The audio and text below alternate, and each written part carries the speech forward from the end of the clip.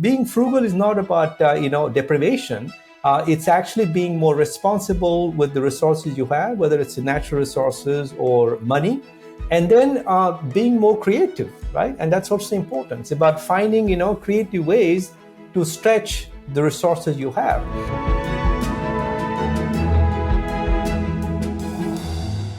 Family, we've got a new friend. Today we're talking with Navi Radjou. Navi is an innovation and leadership advisor who's been ranked as one of the world's 50 most influential management thinkers. I think you'll agree that that's a post that he's well earned. You know, he was born and raised in Pondicherry, India, with French-American citizenship. Navi studied at École Centrale Paris and Yale. He worked on frugal innovation, doing more with less, and has been featured everywhere from TED Talks to The Economist to the World Economic Forum.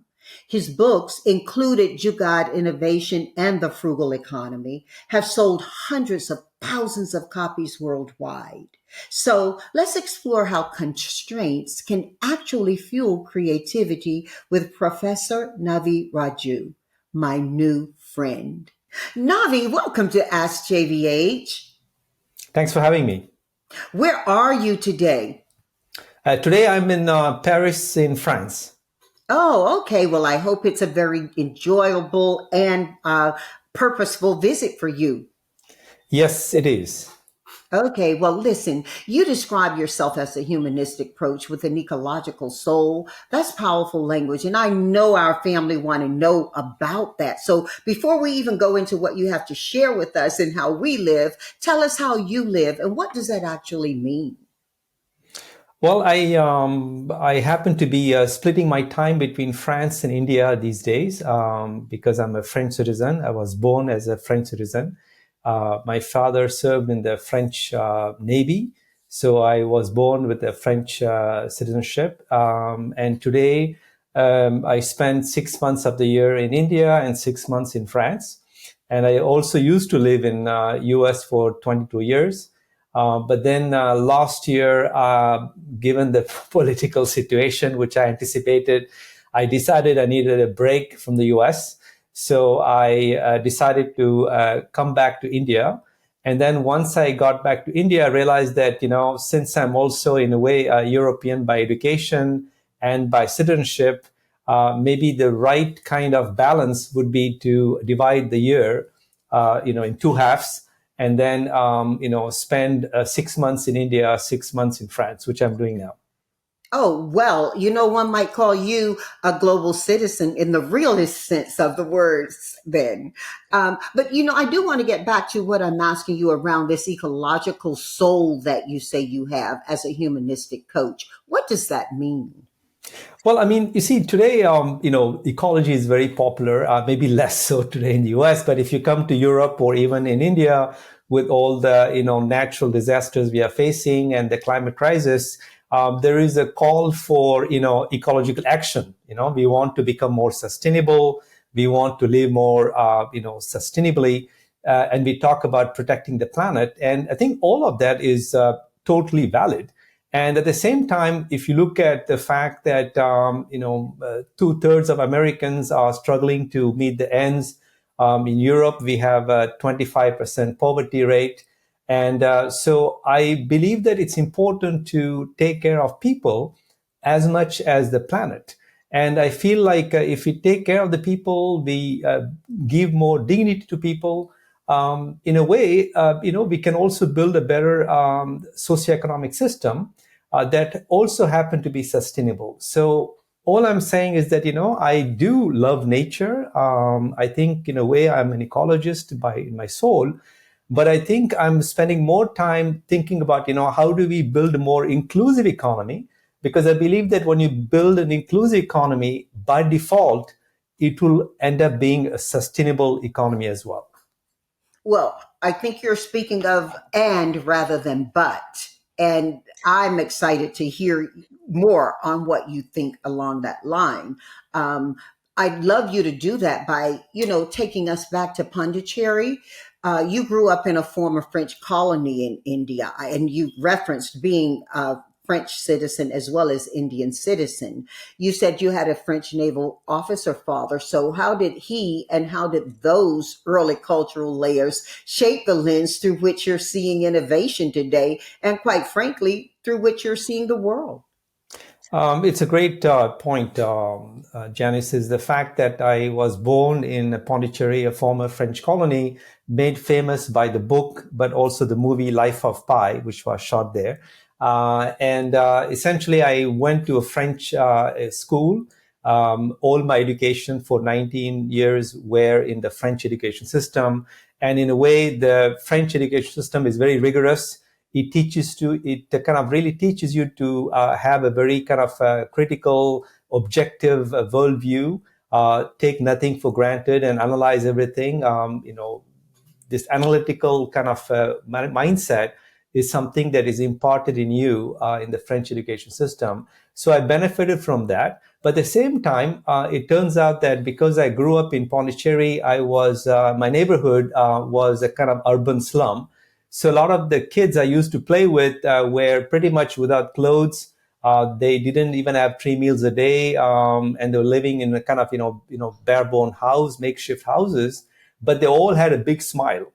And so from early on, the big life lesson I learned is that a person who has less is not a lesser being, in the sense that you may have fewer material things, but the things that these people had, they shared with the neighbors.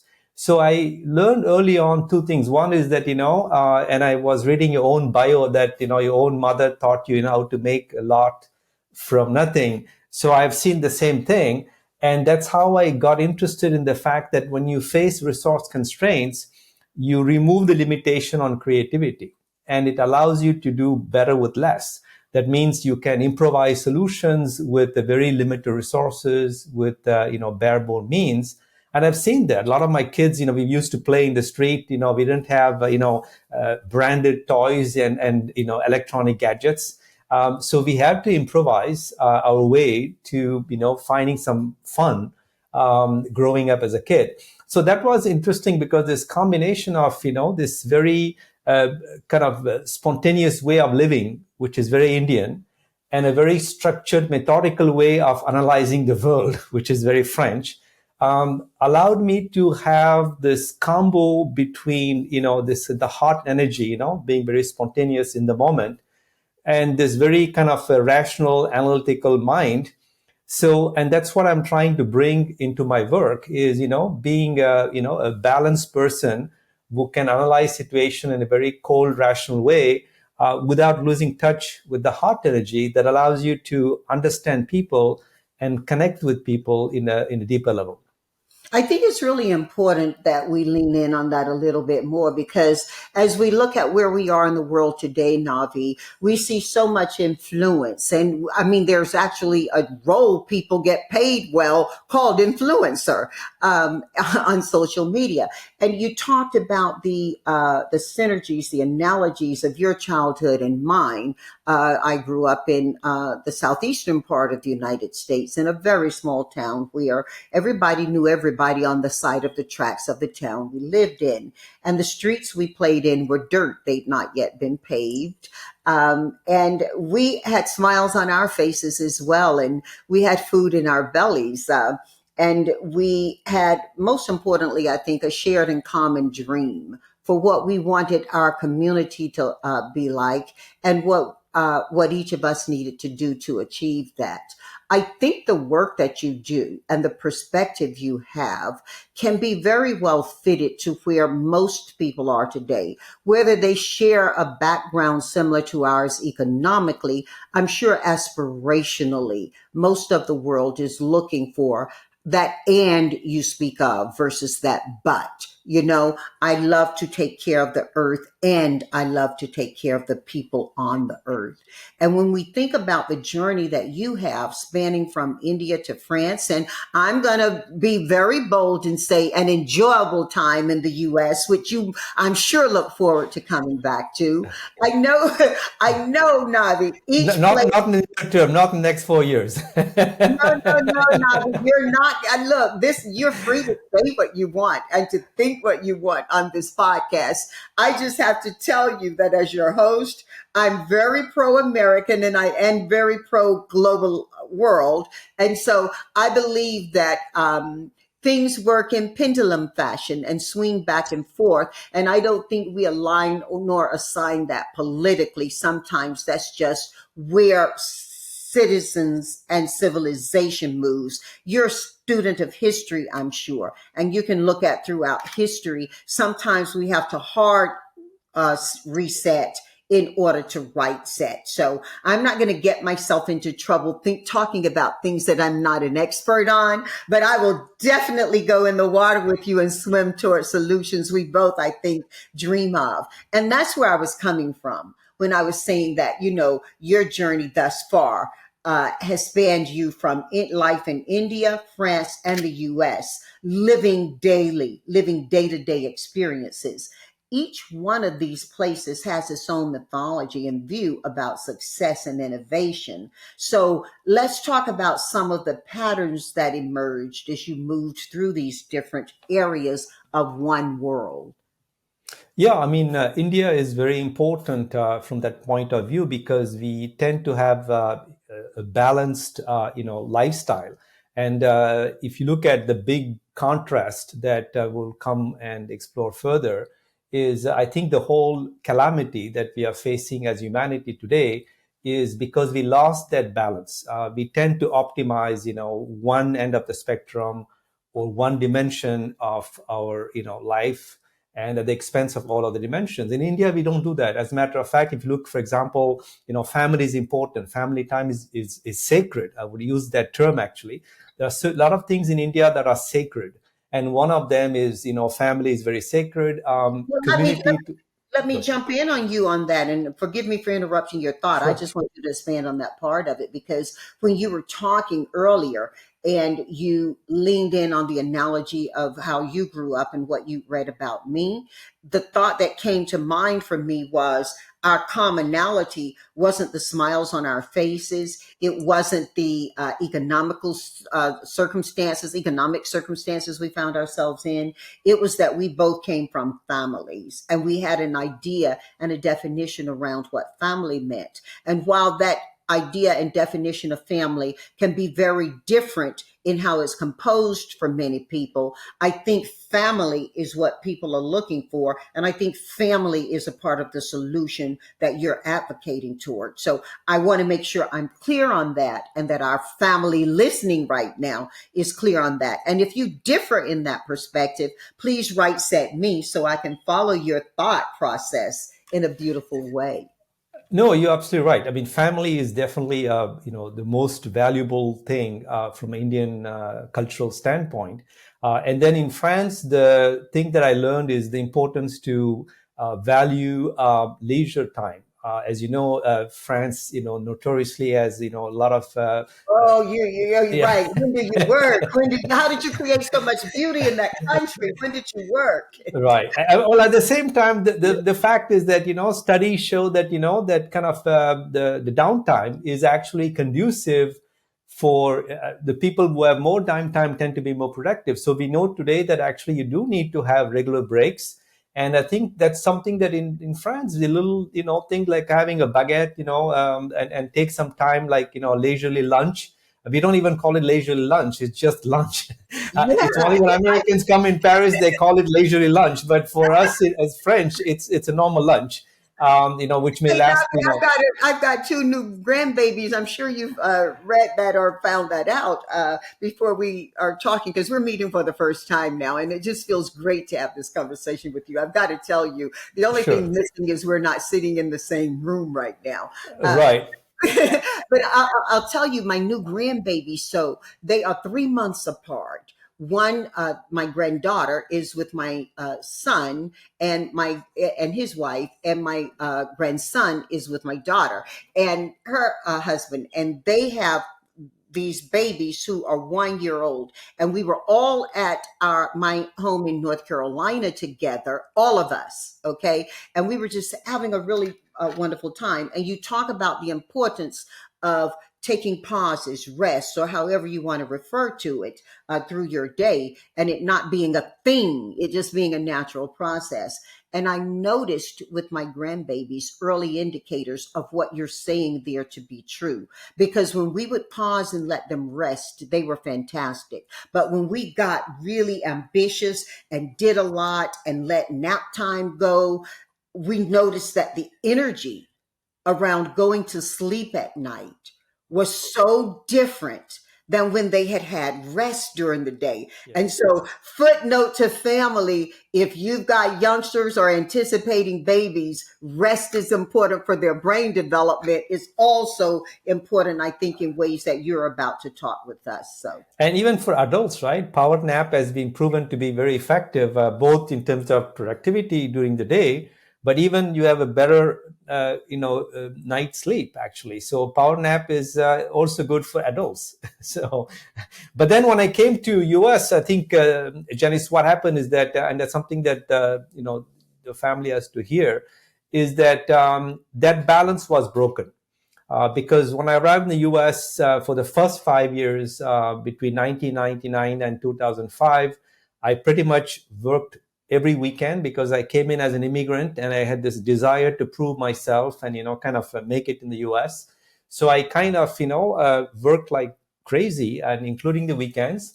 And I think what happened is that because that balance was broken, within 5 years, I started having health issues. Then I had a burnout in 2006, and when I recovered from it by following Ayurveda, which is an Indian traditional medicine treatment plan in California, that restored my health, but also allowed me to remember this balance that I used to have growing up as a kid in India and studying in France. And so lost almost like 18 years. I'm doing my best to try to recover that balance. It's not easy. I'm, like you, an entrepreneur. I'm self-employed, so you do have to work, doubly harder than if you are a salaried person. So I'm not complaining, but more and more as I grow older, I realize the value of finding that balance between, giving 100% of yourself at work, but knowing when to hit the pause button and regenerate yourself. I buy completely into what you're saying. You and I likely have very different formulas for balance. I am that all American girl, and I wake up every morning ready to go. And I loved the old show with Mary Tyler Moore when she threw the hat up in the air and ran off to her busy day at work that wouldn't finish until bedtime. And that's me. And anything more than 4 hours feels like a burden to me if I'm sleeping for more than that. And I'm sure that will alter itself as I continue to age. And I know that you and likely healthcare practitioners would speak to that, Navi. But I say all of that to say, what, my dear, is a weekend? I don't know if you watch Downton Navi or if you follow those types of series, but the Dame of the House asked that question from a completely polar opposite position than I asked it. She had an American visiting her, and the American was asking, I think in general, what were they going to do for the weekend? And she was curious what a weekend was because she didn't have a work week. And so I asked it from the flip position alongside what you're saying, which is, I don't recognize weekends. I just keep going as you were doing back then. But the most important message I'm getting from you is not whether you work 5 days and take 2 days to rest and I work 7 days. It's about finding our own body rhythm and what allows us to be a part of a family and a community in the way that best serves and generates us and serves the community, and then honoring that. And I think that's something that the whole world is looking at. I think that we are innovators, we're pioneers, and we are more recent to world history as an American country. And so we're still defining and redefining our, I believe, national protocols as we look at our ideals and what the American flag waves for. So you're still talking to somebody who loves this country and who has invested a lot into what I believe this country can be about and how we can position ourselves in the world. And I'm glad that you had 23 years here that allow you to have the perspective you just shared back, where, France has been a country for a lot of years. Somewhere along the line they learned having a baguette is not a big point of discussion. Right, It's a exactly. way of life. But let's move forward and talk a little bit, Navi, about Jugaad. And for family listening, this Hindi concept you brought from Indian streets, I think, to global boardrooms is about finding clever, flexible solutions when and where resources are scarce. And I'm sure we learned a lot of that as children based on how we grew up, which we've already talked about. But share with us a little bit deeper explanation of it and which principles of Jugaad feel most urgent, you think, for leaders navigating today's constraints, we have a juxtaposition in how we're looking at life. You talked about health being important. Recently, like within the last 48 hours, I should say, I was reached out to by a national serving international community, well respected health organization who wanted me to participate in the study they're doing on how do executives approach rest and health as opposed to people who aren't in those senior leadership roles, and what can we learn from that. So I'm curious on a personal as well as a professional level to learn what you think about leaders incorporating enterprises with the solutions that you propose or the solutions that they have on their own. Jugaad, as you said, is a Hindi word that simply means the ability to come up with a very simple solution, very limited resources. The way I compare that is to MacGyver, so it's kind of the MacGyver spirit, where essentially unlike, see, actually it's interesting if you compare MacGyver with somebody like James Bond. MacGyver doesn't have a fancy suit. He doesn't have fancy gadgets or a fancy car. Whatever he finds himself in difficult situation, he has to improvise a solution. And in emerging markets like India, where you are constantly kind of facing adversity and constraints, you are forced to improvise.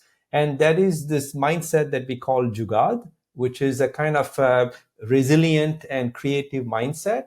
And I will just give you two examples to illustrate this Jugaad mindset, and then we can see what principles we can glean from them.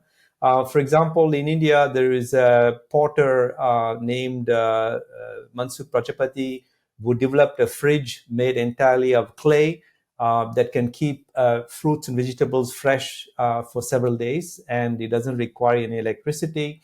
And that's something very useful in villages where the electricity is unreliable and they don't have regular food supply. So this is the first example that shows the importance of being resourceful. And this is a guy who basically says, how can I add value to my community by leveraging what I have, which is earth, which is a very humble material you can find everywhere, and then his own training as a potter. So he combined that to create a very modest device that is very useful for villagers. The second example shows the more interesting part of this Jugaad mindset, which is the ability to transform adversity into opportunity. And this is the example of a young Indian man who got tired of riding his bicycle in his village because the roads had a lot of potholes and it slowed him down.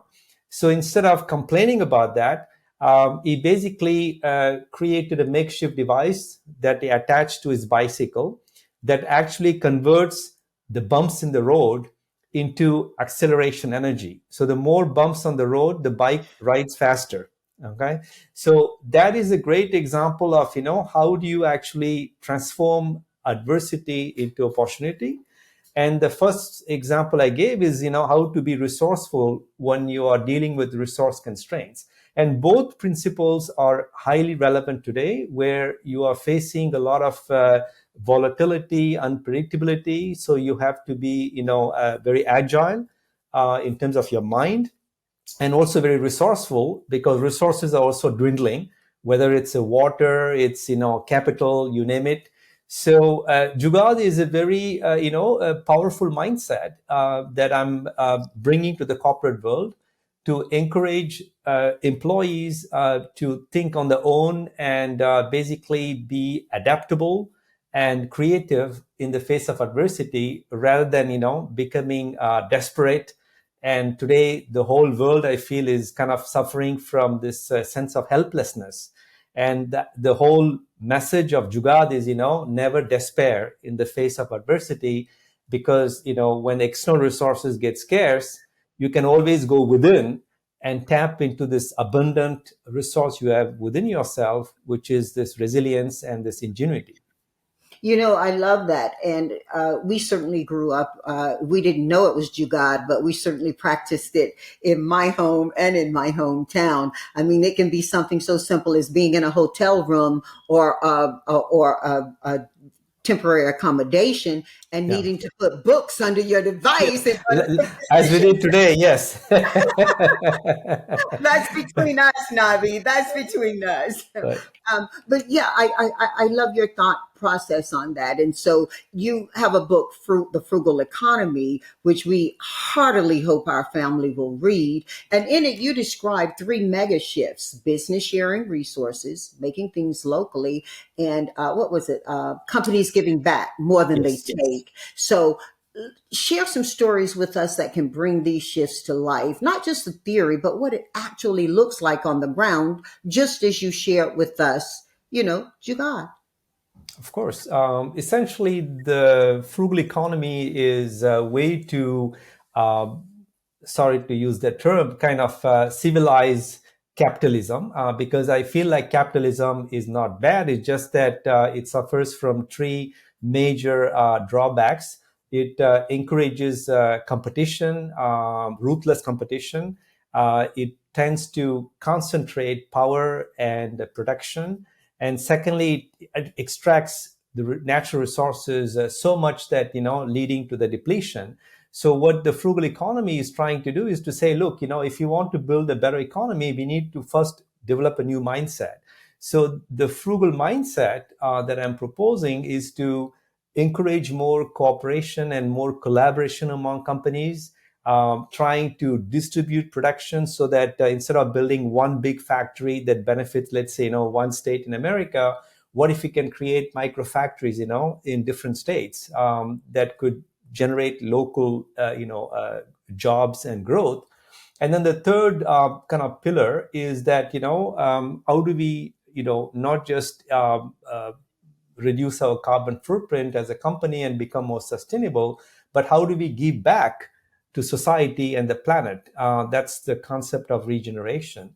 And interestingly, and I think some the American the American viewers and listeners will be interested to know that we tend to criticize the U.S. as being a very capitalist country, but actually I found amazing examples of the three pillars I described. For example, there is a Chicago-based startup founded by an African American called Reapply, that actually enables cities to share the resources, physical resources. For example, hospitals can say, like, I have some unused equipment that I can refurbish, and maybe another hospital in underprivileged community can make use of that. So Reapply is a startup that builds platforms that enables neighborhoods or cities to share the underused physical resources with each other. So that's an example of sharing and cooperation. The example of distribution is very interesting. You see, for example, there are solar stewards is another interesting social enterprise founded by an African American woman who actually is looking at how do we essentially decentralize energy production, so that essentially, whether it's Native American reservations, or it could be underprivileged communities, can generate their own power, right? So this is a way to distribute production of energy. It could be food, It could be any kind of products in the future. Technology allows you, with what we call micro factories, to decentralize the production. In France, we even have startups that are allowing you to build cars in close to local markets. So we are far away from the old paradigm of, with Henry Ford, building this giant factory in River Rouge. So now we are moving to a more distributed production model that benefits local communities. And the third example is my favorite one, is in the Appalachia, which, as you know, has suffered historically a lot, economically and socially. There is an initiative called Reimagine Appalachia, where they are thinking about, how do we regenerate the natural landscape so that by restoring polluted lakes or abundant mines, they can actually create new job opportunities, but at the same time bring back the natural biodiversity. So Reimagine Appalachia is an initiative that is embarking local companies in Appalachia in regenerating both the people, the places, and the planet in a synergistic way. So these are the kind of three pillars of the frugal economy, which is facilitating more cooperation and sharing, decentralizing production, and regenerating communities and the planet, as opposed to, just extracting value from them. I love those ideas, those three pillars. And I'm so glad, Navi, that you did reference the U.S., in particular in the first two, because when you talk about giving back to communities as being a strong enough point to make it into the three pillars, I will rally for the U.S. and say the U.S. has given back to the community, whether it's the communities that exist within the complex of our government or globally. And so I think that there's so much to learn. And there's a season right now that appears to be at hold where we're shedding a lot of light on what we don't like. And I think that we have to be importantly focused on what we do like and what we do well, especially as democratic capitalists. I think it's incumbent on us to speak positively about the things that work. Otherwise, I think we create despair and division. And I think also this point of because when you say frugal, a lot of people do think, miserly or sacrifice in some way. And you're really talking about doing more with less, whether that's aimed at generationally sharing and not just sharing during our own life experience, or whether you're looking at that as sharing across abundance. I think that you're talking about finding opportunity where you don't necessarily see, again, going back to your word, those resources. So let's kind of help flip that in perspective for us. What changes when scarcity becomes a design constraint rather than a limitation? Is that a fair question? Oh, absolutely. As a matter of fact, I think I will build on your point by saying that we need to clarify the fact that frugality has been long valued. I mean, Ben Franklin famously said, without frugality and industry, nothing will, materialize. And with the frugality industry, everything is possible. So the way to success is frugality, as he pointed out. So it's important to note that, because the founding fathers of the US actually highly valued frugality. And if you go back, even to like the ancient And the moms did too.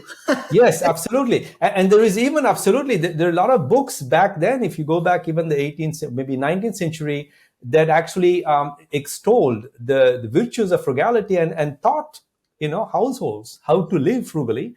And it was seen as a kind of a cool thing, noble thing, if you like.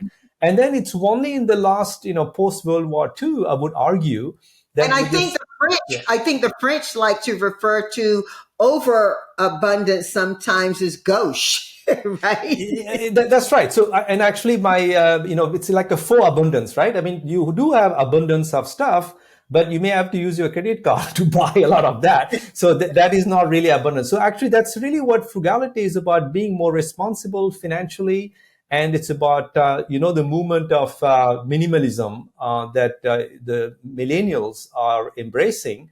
And there's even a Netflix show, right, on the minimalism as a movement. Shows that actually being frugal is not about tightening your belt. And it's very important to clarify, right? The frugal, the Latin root of the word frugal comes from frug, which means fruit. So actually, frugal is about fructifying. Fructifying meaning that, valorizing, that is creating more value from what you have, the resources you have, as opposed to necessarily like, cutting mindlessly your budget and trying to survive. So yes, being frugal is not about, deprivation. It's actually being more responsible with the resources you have, whether it's natural resources or money, and then being more creative, right? And that's also important. It's about finding, creative ways to stretch the resources you have. And that's something that, we are going to be forced to embrace in the US, because I have done studies for the last 5 years. When I look at, how many people are economically struggling in the US, today we are close to 160 million Americans. So that means that, we are not talking about, like a couple of million people in the US, who are really trying to become more frugal. It's becoming a mainstream movement. And that's why it's exciting, because this means that, companies have to adapt the business model to serve the resource constrained consumers. There is something called the affordability crisis, as you know, in America, where people are struggling to buy basic stuff. So just to give you, forget about America, let's look in France, where I am. You're going to be shocked about this number, the statistic. In France, the country of the land of perfumes, half the French population doesn't have the means to buy personal hygiene products, right? So this is clearly shows that, we have an affordability crisis, where households are trying to be frugal and try to live with some dignity. And this is where the topic of frugal innovation becomes very powerful, because brands have to figure out, how do we, develop products and services that are affordable and accessible to these 160 million Americans who are struggling to meet the ends. Well, I think it was just this morning. My days blur when you only do 4 hours sleep, Navi. But I think it was this morning I was reading that Bath and Body Works, they're the budget friendly alternative to a lot of the French, like Le Labos and that kind of product. And they're saying that Americans are really heading there now, with products being $25 more or less in there, as opposed to, in the hundreds. And so I think you're onto something there about brands having to be conscious of their frugal minded and this movement that you're speaking of. Now, you talked a little bit earlier about how clay fridges were designed in India, where there was no electricity. And I know that you also have spoken publicly about $200 infant warmers versus $20,000 incubators, each of these delivering better outcomes than the more expensive models. So when you speak of those two in particular, what is it that you think is blinding us in resource rich environments from seeing these elegant solutions?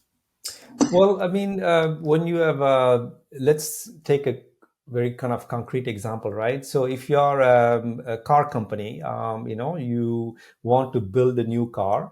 Well, the company will say, let's allocate $1 billion to build a fancy new car, and let's take 3 years to do that. But then if you're a French car company called Renault, what they did is they said, no, we are going to do something different. Yes, we have money to invest, but we are going to create some constraints for our engineers. So their CEO said, let's design a car for $5,000. Right? And so the engineer said, like, oh my God, that's mission impossible. We cannot do that. But the CEO says, yes, we should do that. And so what happened is that the French engineers teamed up with the Romanian engineers who grew up under communism. So they had an innate sense of how to do more with less.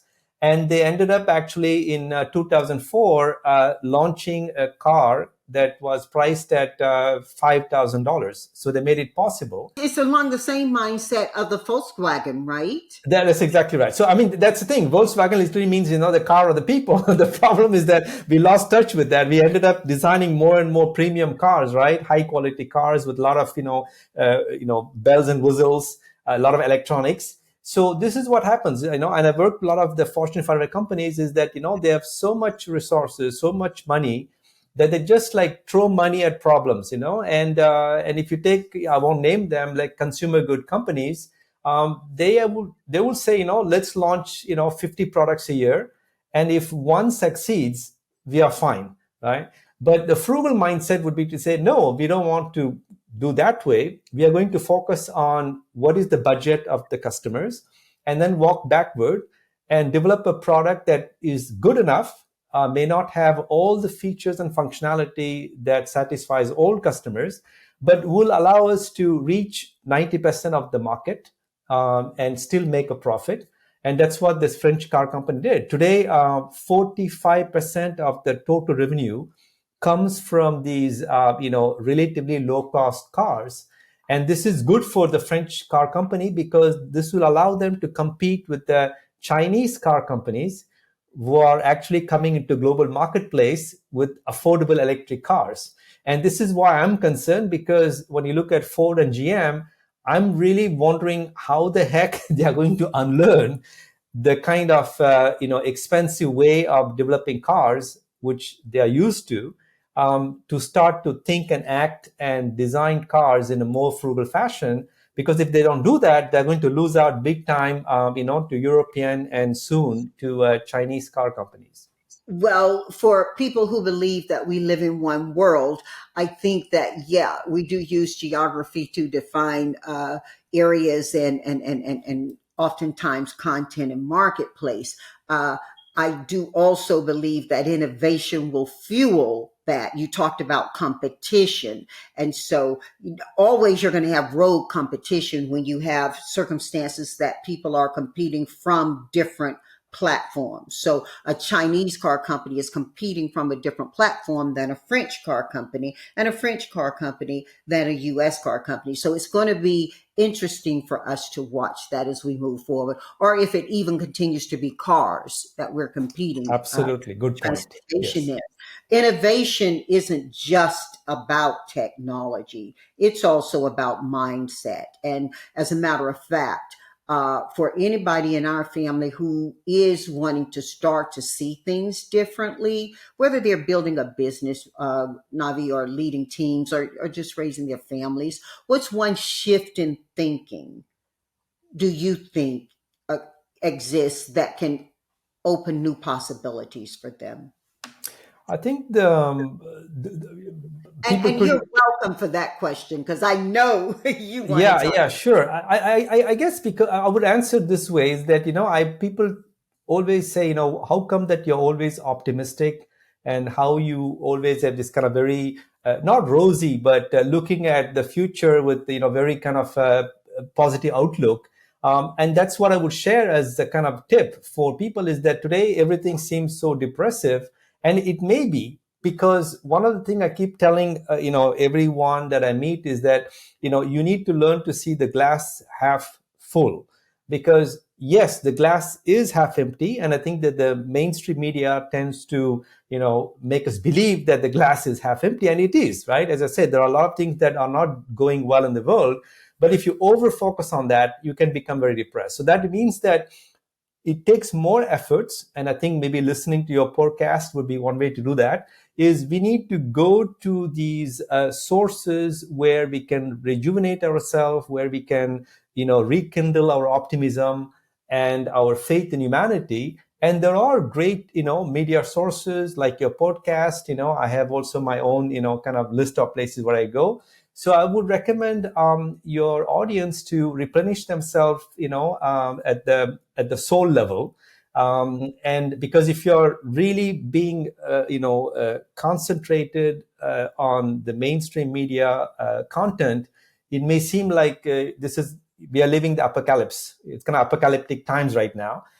It's not true. And that's really what I want to reassure audience is that there are amazing things happening in the world that are not being reported or amplified. So people like you and me, Janice, we have a role to amplify, these good things happening in the world, and then showcase the innovators who are really genuinely, trying to uplift humanity. And that's what I would recommend is, don't look at the glass being half empty, but try to find that glass which is half full. It's so good you're saying that, and you're taking me back to Tarboro, North Carolina. 60 plus 70 years ago, listening to Mama telling us, and she would say things like, "One person's trash is another person's treasure." It's not what you don't have; it's what you work with, what you've got, and those kinds of things. And so it's refreshing. It's also as though you were listening in on my whole life when you talked about replenishing the soul. Just yesterday, we had an executive meeting, virtual meeting, and my teams are so accustomed, Navi, to me telling them to focus on leadership in leadership roles and know the difference between management and leadership. In my company, we press forward that you manage processes and you lead people. And when you get busy trying to manage people, you're basically robbing people of their ability and their desire to express innovation. And so that's a whole nother conversation we can have. But the point I'm making is that I was encouraging them that I'm going to step you back a little bit. And I am going to tell you one area I want you to focus on management, and that's the management of your own processes that allow you to live the lives that you deserve on a personal level. And I'm speaking to you about your souls. And you could see the faces. Because we were all on screen, you could see the faces when I said that. And it was such a welcome conversation. We've worked, most of us, for more than 20 years together. And to just open this concept of let's pause. You talked about pausing for a baguette, and I used that word with them. Let's pause, team, and let's make sure we're taking care of ourselves, our families, our communities, and each other.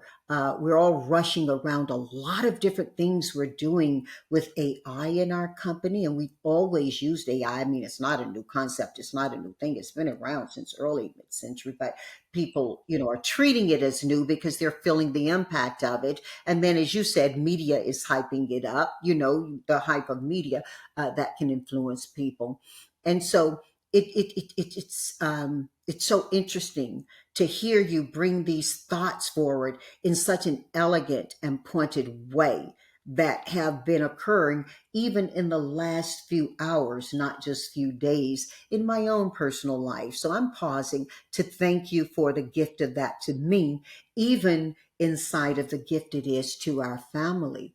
I mean, you've been giving this gift for some time, Navi. You've advised everybody from startup founders to Fortune 500 CEOs.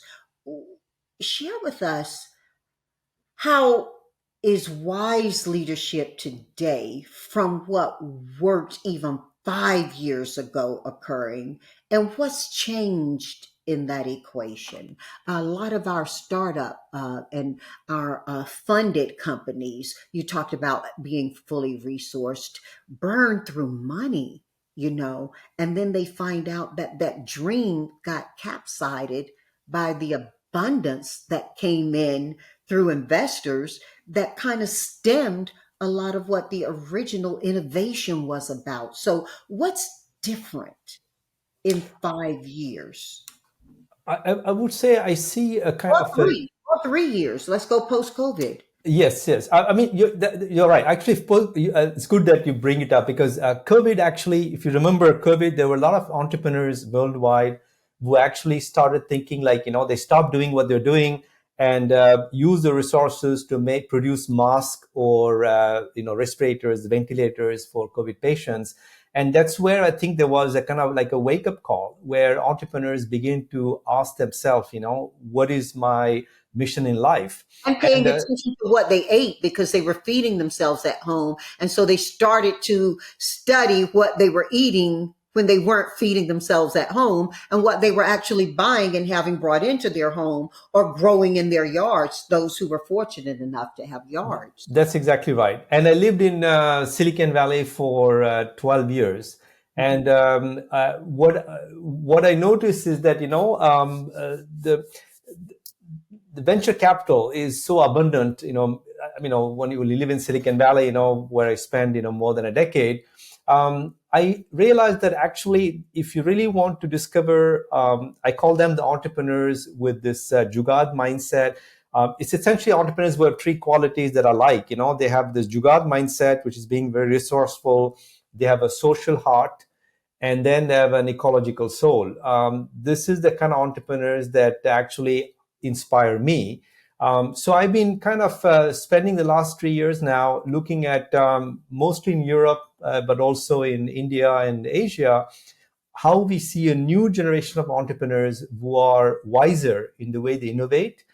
They are focusing on not developing solutions for the top 10% of the population, but maybe for the 90% of the population by making them more affordable. They're trying to develop products that are more sustainable. And then more importantly, they're trying to create a work culture which is not, very toxic, where you really, push your employees to the limit of exhaustion. But they're encouraging them to take regular breaks, and they have these outings where they have fun. So I think don't get me wrong. I still think that 70 to 80% entrepreneurs, particularly in Silicon Valley, my opinion, they are still caught up in this old paradigm, so that you described. But the good news is that, maybe there's a 30% entrepreneurs, and it's growing, who are trying to become like wise entrepreneurs. So I will compare the smart entrepreneurs in Silicon Valley who are trying to really optimize, performance and become billionaires, and that's how they define success. And then you have the wise entrepreneurs who have this combination of this Jugaad mindset and the social heart and the ecological soul, who are trying to, find the right balance between, developing the next big thing, the most, insane product, technologically speaking, while at the same time doing good for communities and keeping employees happy. So that brings me hope that maybe we might be at the cusp of a new era of entrepreneurship, which is again a bit more, more grown up in terms of mindset of the founders. Because I feel like when I lived in Silicon Valley, which I left, by the way, after 13 years, is I kind of felt that it was almost like a teenage culture, which lacks some maturity. But as you rightly point out, there is a new next generation of entrepreneurs who seem to be more mature, even though biologically they are younger. But they are more conscious, more self-aware. And those are the entrepreneurs that I like to showcase, in my writings and my talks. So I don't know how much, and thank you for that. We've used the word more. We typically think of growth and measure growth in the semblance of more, right? Like, are you more this or more that? And these entrepreneurs are really smart. There is the mindset of frugality that we can think about in terms of doing more with less. There are also entrepreneurs who are popping up who are feeding to the greed mindset of us as humans. I don't say that in a negative way, but as humans, we always, our history of countries basically is aggression to get more. Okay. And so when we look at these new entrepreneurs, they're thinking about not just doing more with less, but having more with less. I referenced, the Bath and Body, but there's this cool clothing company out. I'm not going to call their name right now, but they are putting out some really trendy, fabulous looking stuff. And it's also using natural fibers in it. And it's what we would call cheap. And if you were ever that Silicon Valley entrepreneur who showed up in your Gucci shoes or your, and we can go on with the names of stuff, right? I got my stuff too, or like the $1,200 knit hat, those kinds of things. And they're putting out styles that really look fabulous, and you can get stuff for like $20 this. And I'm not talking about straight out of China. I'm talking about entrepreneurs who are setting up shop and selling, from different places. And so it's so interesting to see that they're designing not only to do more with less, but to have more for less. And I think that the next generation, regardless of which direction they take, Navi, is inheriting some unprecedented challenges in how they do that. I mean, think about it. We've got climate. We've got how we face equality, whether we're looking at that through the DEI lens or whether we're looking at that, through the health and physical lens. We're talking about technological disruption and where people fit, socioeconomically in that, as well as where larger companies and infrastructures are delivering from that. We're experiencing a convergence of a lot of things now. Do you think these challenges are going to continue to grow as challenges? And or do you think these challenges will continue to grow innovation? Two things can be true, opposing things. Yes? No, we say that necessity, the mother of invention, right? So I would say that complexity is maybe the grandmother of invention, right? So the world is becoming more complex. So in biology, if you think about complexity, is not a negative term. Complexity essentially means that, it's the way if you think about, we went from a single cell to this complex body. So that's because of complexity. That's how biology defines it, where single cells decide to form together and we evolved that way. And today, look how we are. We are complex beings, biologically speaking. So I actually see, going back to the glass being half full, I see this growing complexity can only be matched by becoming complex beings. That means having a more complex consciousness. Complex consciousness means, again, if I borrow from biology, and that beautifully connects to DEI, the way that biology defines complexity is a system is complex when it has high degree of diversity, at the same time, high degree of integration. That means that we have people who are very diverse, but they work together cooperatively towards a common goal, right? So this is why I see a silver lining is that as the complexity grows in the coming decade, and it will, I don't see that abating, the simpler solutions will fail. So people with the simple minds, trying to propose simple solutions will try to impose them, and they will not work because the world is becoming complex. And that's where there's going to be an organic need for people with this more sophisticated, kind of mindset or consciousness who will work together to create these more robust, more complex solutions, complex in a positive, sense. And this is where, again, I do believe that I know, especially when I look at the US, it makes me a bit nervous that, the D word, the diversity word, is being a bit like, seen as a taboo these days. But I'm hopeful because I know that within 5 years, the situation in the US and worldwide will be so complex that, we need to harness the diversity. Because according to Deloitte Consulting, when diverse teams work together, they are able to manage risk better. The organization becomes more resilient, and the kind of quality of innovations they produce is much more impactful. So everything. And where we're placing the definition of diversity too, I want to really make sure that we're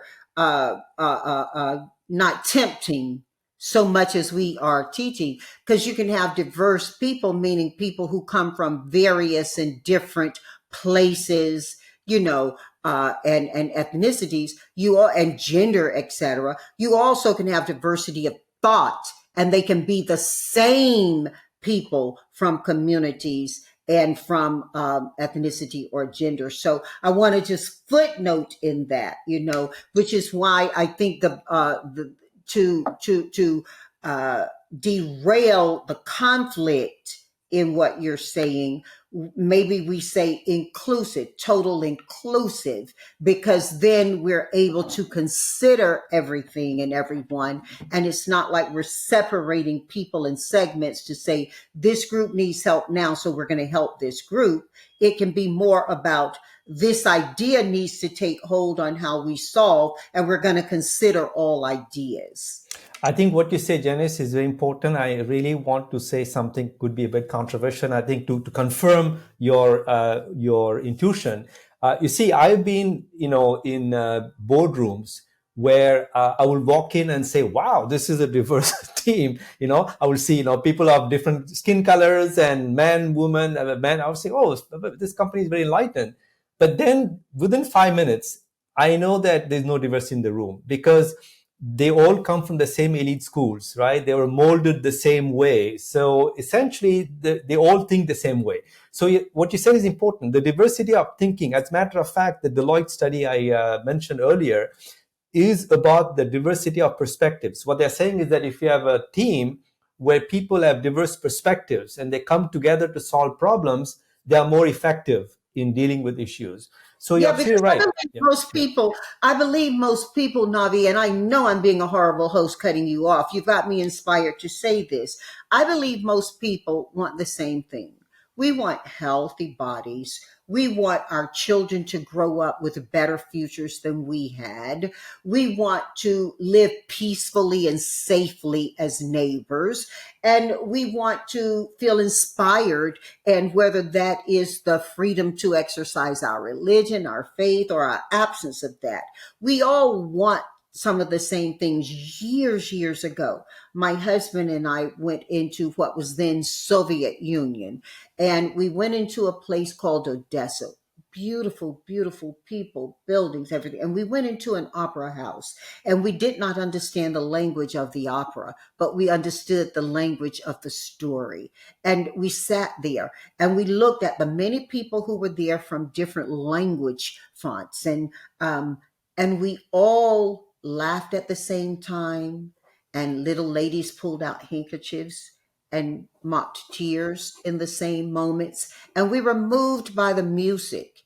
And my husband asked me later, he said, how, talking about simplicity, your idea of simplicity, he asked me, how is it that only 7 notes can generate so much emotion and so much understanding between people who are coming from very different places in the world? And I thought about it and I said, let me answer you tomorrow at breakfast. And at breakfast, I said, I think it's because we have, and we've heard this often spoken, more in common than we do different. And he said, that's kind of it, Lovey. He said, my husband's British born, so everybody's Lovey to him. He said, what I wanted you to get from that is that we all want the same thing. We see different paths to it. And music constrains our ability to divert from what we want. And it still gives us so many different ways to express that. I mean, in one moment, you're going to be inspired and enthusiastic around rock music or gospel music or classic. And then you can break classic into its elements, but it's all coming from 7 notes. And I'm just so inspired by what you're teaching. I mean, and I think you're remaining optimistic about this next generation's approach to leadership. I think you shared a little bit about some of the things that they're seeing that previous generations have missed. What do you think they're going to capture that we've missed? And how will they play the music that helps them to all cry and laugh at the same time? I think you beautifully nailed it when you talked about your experience at the opera, right? I think what the next generation is realizing is that we are part of a global village, this beautiful thing called Earth that we all share, and we still are being divided by certain people based on superficial differences that may make us different. But at the same time, I think what I see with the next generation is that there is that's why I said it's kind of more complex consciousness. That means that there is more awareness I see among the young entrepreneurs that we are all part of one ecosystem, one web of life. And I think that's something some of us had, of course, but I think it's much more visceral among this generation. So that brings me hope. And also, I feel like this is a generation that, because of social media and other things, have this instinctive ability to cooperate. That's why I go back to the competition that capitalism promotes. I see this more kind of a cooperative culture emerging in the next 5 years. So that's important, because this awareness that we are all part of this one interdependent web of life is not enough. Then you need to be able to bring together the unique talents of different people and collaboratively solve problems. And as I said, the next generation seem to be wired for cooperation and collaboration. So that's why I'm kind of hopeful that, even as problems get complex in the next decade, I feel that this more complex consciousness and this ability to cooperate across borders and across differences, and that is going to allow us to solve our problems, however great they may be in the next decade. So I love what you just said. And I believe you're speaking of us as a universal us. I thank you for your life's work that continues to show us how to transform constraints into catalysts. Navi, if there's one seed of wisdom about how to work, live, and lead in this moment of global transformation, what would it be to the individual level? I know earlier you said, let's think about the glass being half full versus half empty. What is a single practice each of us can give to the world and to ourselves in this moment of tremendous and faster transformation? I mean, we've always been a world of change. We just tend to change quicker now. I would say, I mean, I don't know if it directly addresses your question, but there's something that in this, if you look at neuroscience, what they're saying is that the helplessness that we experience today is because we feel like we don't have the means to handle the situation, which is becoming, out of control. So one thing that Buddhism recommends as an antidote to the sense of helplessness is gratitude. And so the advice I would give is, which I'm practicing in the last few days actually, is count your blessings, right? Minute by minute, count your blessings. Maybe in my case, I came back to my apartment a few hours ago, the heating wasn't working. So the mind start looking at all the negative things, right? So it pinpoints very quickly what is not working in your life. But then immediately I, looked around, I said, oh, it's very sunny today, So I said, that's first blessing. It's very sunny. So you keep on counting, and you can do that day by day, where essentially your mind is being rewired to look at the good things in your life, because the default setting, according to neuroscience, is that we always look at the glass half empty. That's how we are wired. So the way you counter that is by consciously looking at things that work. That's why I say, literally count your blessings. End of the day, when you go to bed, you say, oh, there were 7 blessings, 7 things I counted today, which I consider as blessings. I love that. Henry Ford gave advice, and his was along the line of frugality. I won't quote him. I'll paraquote to say what I got from it. He basically said, if you chop your own wood, it'll heat you twice. And I thought about that as you were talking, because when you said coming back to an apartment that's cold, when we were children, we lived in a very big house. And from the outside, it would appear that we may have been one of the most well-off people in the neighborhood. The truth is, there were 11 children, a mom and dad, and anybody else who happened to be visiting at the time, along with pets. And so in winter, it could get really cold because we didn't have central heating. And some of the rooms had heaters in them, but not all of them. And I remember sitting there being so cold, and I had homework to do. And my mom was like, she was fierce about getting your homework done and not just grueling through it, but enjoying it. Like, do a little more, right? And I'm sitting there, and I'm the child who she could always depend on to be finished first and help the others. And I hadn't started mine. And she was like, well, what is it, Janice Elrica? She called me by both names when she was displeased, right? Or when she was terrifically excited. It always had the exclamation. I knew it was Janice Elrica, and why are you sitting here?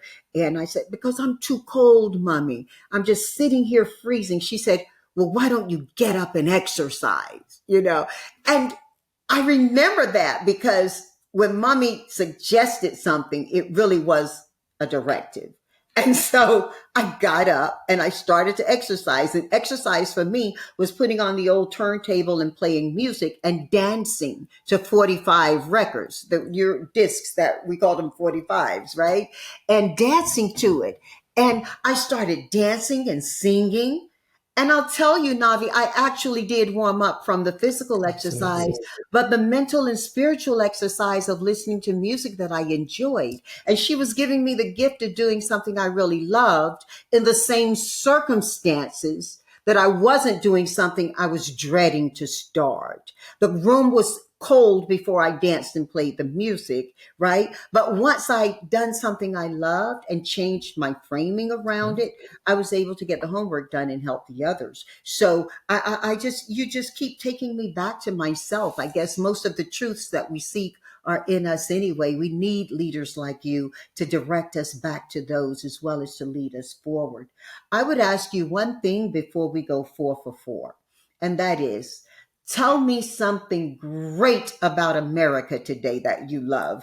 A lot of our listeners we are a global audience and family. A lot of our listeners are here in America. And I think that give them a half full glass if that's all you can measure. But please, let's go to 4 for 4 with great thoughts about America.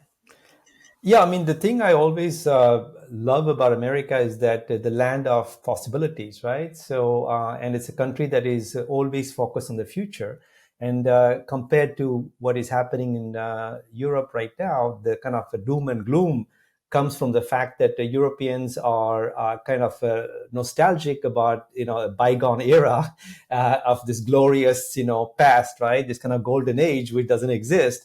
But America never lingers on the past. And I think its superpower is that, right? It's this kind of manifest destiny, which is always kind of, looking ahead and forging ahead and always kind of being a trailblazer. And I think this will serve America well because, yes, we are going right now to some, kind of hiccups, some like a, rough patch. But the good news is that America has a lot of resilience. It's still a young nation, and it's a very resourceful country. And the optimism of Americans, when I talk to my friends in the US, despite everything happening, this kind of innate sense of, tomorrow will be better than today. That's something which is, very intrinsically and inherently very American as a kind of value, I would say. So I would encourage your audience to actually, kind of double down on developing and kind of, cultivating this American spirit of always looking ahead, and never look back, because the best of America is yet to come. And I think that everything we have done so far as a nation is just warm up. And next year, as you know, is a big anniversary awaiting our young nation. And I think that the real fun and the glorious days lie ahead. So I would encourage Americans to actually look ahead and think about all the great things that we can do together as a nation, not only for ourselves, but how we can kind of re-become again this kind of beacon of hope and light for the rest of the world.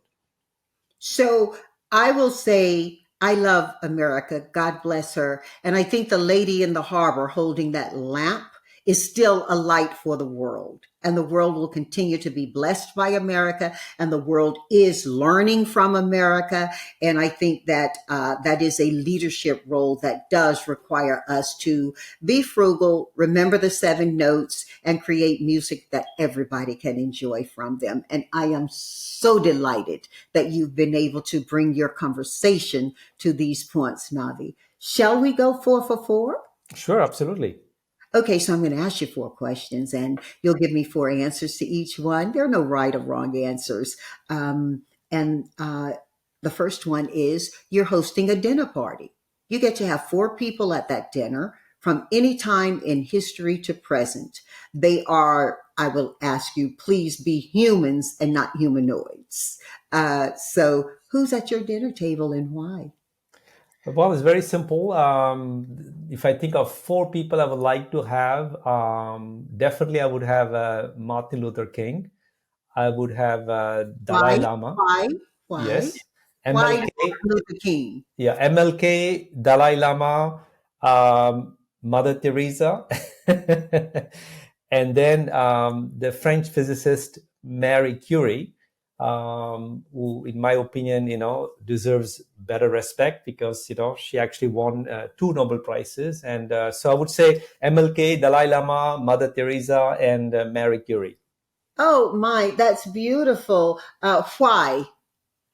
Well, I think because these are people who face great adversity in their life. So you can see that I have a kind of soft spot for the underdogs.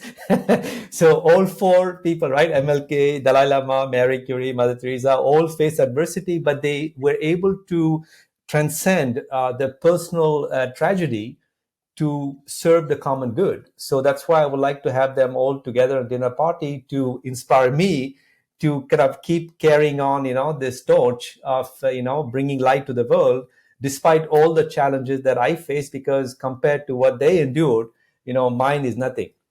And after enriching the world, I don't think any of them died rich themselves, did they? Madame Curie did not have a big bank when she passed either. And we know Mother Teresa and Dalai Lama and Martin Luther King, they gave to the world all they had. Yeah. That's right. So I think that is essentially why I respect them, because they were not focusing on glory and personal kind of stardom. It was more about making an impact in the world, and I think that's why I think we need people like that, these kind of heroic figures that are able to transcend adversity and give all they have. When I think about Mother Teresa, particularly, I mean the sacrifices we talked about there, right? And I'm somehow, maybe it's something personal, but I think that when you said earlier sacrifice associated with frugality, I think, Janice, that some sacrifice is worth it.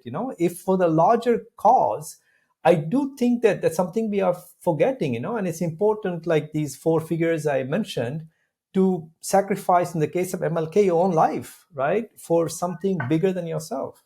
Like those students who marched in the early days of civil rights here, sacrificed a lot. And I'm surprised that you didn't include Gandhi at the table. Because I have such a kind of a deep personal connection with him, from my childhood, that I think you already transmitted a lot of his wisdom. But these are the 4 people I know a bit, but I He's think I would present, like to learn he's more present from them. there within you already. Right, exactly. um, how about music? What 4 pieces of music or artists are you listening to now, and why? So these days, what I'm doing is that I'm trying to reconnect with, interestingly, exactly what you say, right? What are the kind of songs or artists that brought joy to me in my teens? Because I had a tough childhood. So, whether it's in my teens or in my 20s when I was studying, that I was feeling a bit depressed. So there were a few artists that actually, brought me joy. So I can think of people like Phil Collins would be one. There was a band that's still around called Collective Soul. Particularly, there is one of the albums called Run that actually brought me a lot of solace when I was studying in my 20s. There was also this talented British singer called Nick Cameron. Um, he had the single called I Promise Myself, which I love. But then there is the French side of me. There is a French Quebecan singer called Mylène Farmer. She's great, and many of her songs, like Sans Contrefaçon, really shaped my 20s. So these are the 4 artists that I can single out that actually brought me a lot of joy, in my teens and 20s. And no one, Navi, has ever asked me why I asked that question. And I ask it of everyone who guests at Ask JVH. Have you an idea why I asked that question? I don't know. I'm curious to. I initially thought. By the way, asking me that question is good because it kind of forces me to also think about. Sometimes we don't think explicitly, but I'm curious to hear from you. I mean, what motivated you to ask that question? Um, so most people give songs that are in the alphabet based language, and there are 26 of those, and there are 7 notes. And to think about how people can be inspired, how people can be, brought together, all the power of music. It is typically somewhere around 26 letters and 7 notes. And if we can get that, it's the practice of your frugality. If we can get all of that, so much powerful outcome from so constrained a resource, then think in the American spirit how much more innovation and how much more we can do. People have been using 26 alphabets and 7 notes for years and years and years, and nobody has run out of a new song, a new poem, a new book, a new, a music composition. We've not run out of it yet, and nobody's added a letter and nobody's added a note. That's true. It's a great point. You're right. I mean, that's why I always, respect the artists and the authors, because, you have, as you said, it's kind of a positive constraint, right? You do have a limited number of, letters and notes, and all the combinations, permutations possible, so that actually creativity is limitless. That's why I come back, right? I mean, natural physical resources can be limited, but your ingenuity and your creativity is unlimited. Yeah, yeah. Think about libraries back in the day when they were actually books, right? And Yes. Carnegie built a library in America so that everybody could have access to knowledge. And you can look at the thousands and thousands of books in there, but you're still only looking at 26 That's alphabets. true. you Yes. know and so that's it for me. Speaking of books, what are the 4 books you recommend to our family that they read, and why? Sure. I would recommend. I'm looking at also my, because I'm three cultures. So there are 4 books I would say kind of map to the 3 cultures that I belong to. From India, I would recommend a book called The Life Divine by an Indian philosopher called Sri Aurobindo, that actually shows how to build a conscious society. So it kind of joins the topic that we discussed earlier. Of course, when it comes to frugality, you cannot but recommend Walden by Thoreau, Yeah, because yeah. he actually show we go. That's why I say we have to go back in history. Whether it's Ben Franklin or Thoreau with Walden, that actually showed that it is possible, and frugality and frugal living is actually something that could be enjoyable. So I would recommend Walden. Then this topic of frugal innovation was quite popular in the 70s because of a book published by a British economist named Schumacher, and the book is called Small is Beautiful. And that book was a mega bestseller, and it actually influenced a lot of economists worldwide. And so that will be the third book, Small is Beautiful. And then, of course, since we talked at the very beginning, the importance of enjoying little things in life, and making pause in your hectic life, I would recommend The Little Prince by the French author Antoine de Saint-Exupéry. That's a beautiful book that actually kind of shows the importance of valuing little things in life, and appreciating every moment as unique and memorable. And so I would say, Little Prince, when I read the first time in my childhood, I cried. And even today, as soon as I see the cover of the book, it stirs up a lot of things in me, because there's something very innocent, right, about the characters in that book, that I think probably connects with the little kid in all of us. Beautiful, beautiful recommendations. Thank you. So now we're going 4 for 4. What 4 pieces of advice, beyond what you've already so handily and beautifully shared with our family, do you give them now? And if any of the advice you share was gifted you by someone else, please pay homage to the author. Sure. I would start with the first piece of advice, that not a person gave to me, but I think my own life gave to me. So I would start with that because I didn't practice it, but I'm learning to practice, now that I'm 55, which is save something for a rainy day because the rainy day will come.